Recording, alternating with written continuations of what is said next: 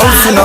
हम हुले हबू होली ही चुमा दोनों गाल पर हम हुले हबू होली ही चुमा दोनों गाल पर बोल होले बिया माल मिले खाती नया साल पर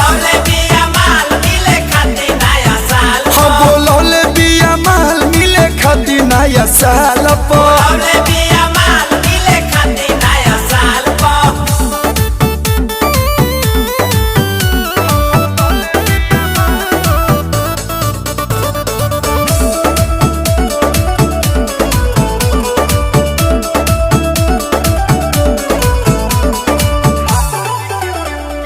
हालही के प्यार हम मिलल हरी झंडी एकरे पकाट ले हबसो के ठंडी